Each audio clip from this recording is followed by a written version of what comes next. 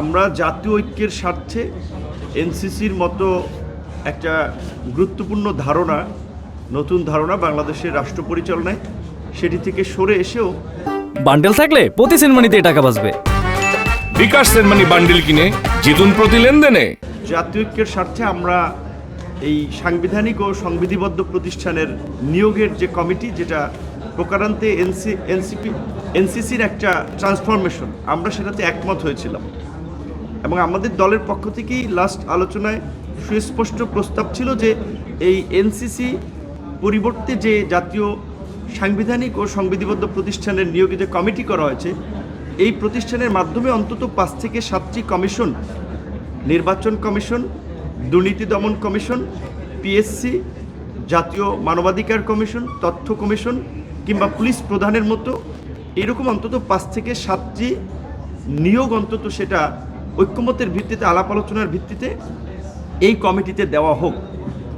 কিন্তু যেহেতু আজকের আলোচনায় আমরা হাউজের পালস বুঝে যেটা বুঝতে পারছি যে একটি বড় রাজনৈতিক দল সহ আরও 2-4টি দল এই বিষয়ে একটু দ্বিমত পোষণ করতেছে।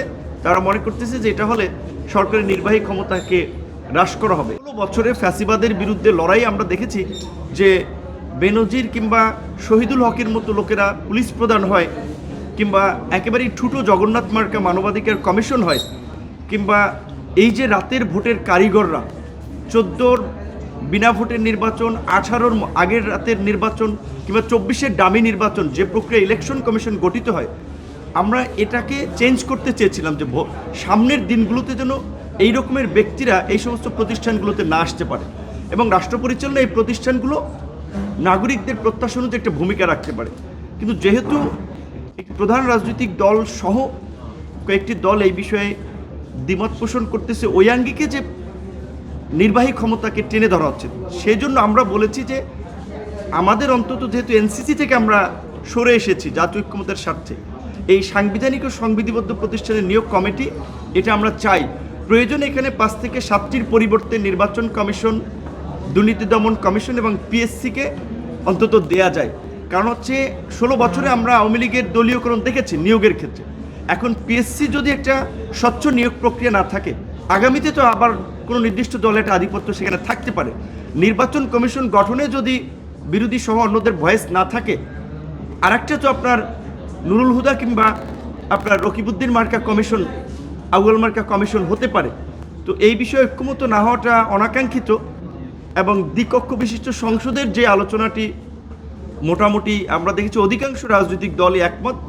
শুধুমাত্র আপনার ফরমেশন প্রক্রিয়া, উচ্চকক্ষের ফরমেশন প্রক্রিয়া নিয়ে অনেকের দ্বিমত আছে। সেখানে আমাদের দলের পক্ষ থেকে পরিষ্কার অবস্থান, আমরা যেটা বলছি যে আমরা আমাদের দলের প্রতিষ্ঠা লগ্ন থেকে আমাদের ঘোষণা ছিল যে ভারসাম্যপূর্ণ সংসদের জন্য আনুপাতিক হারে নির্বাচন এবং উচ্চকক্ষ নিম্নকক্ষ 2 কক্ষ বিশিষ্ট সংসদ।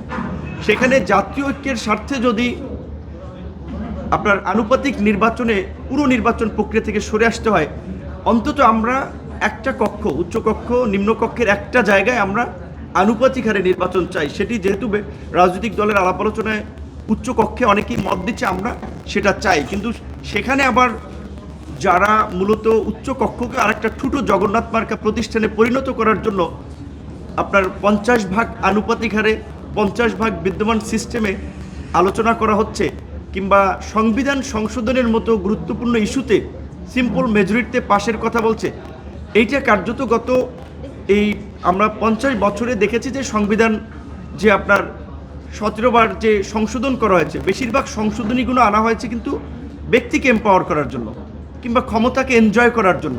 সিম্পল মেজরিটিতে সংবিধান সংশোধনের সুযোগ থাকলে ভবিষ্যতেও কিন্তু এই অতীতের মতো আরেকটা ফ্যাসিবাদ কিংবা স্বৈরাচার তৈরি হতে পারে।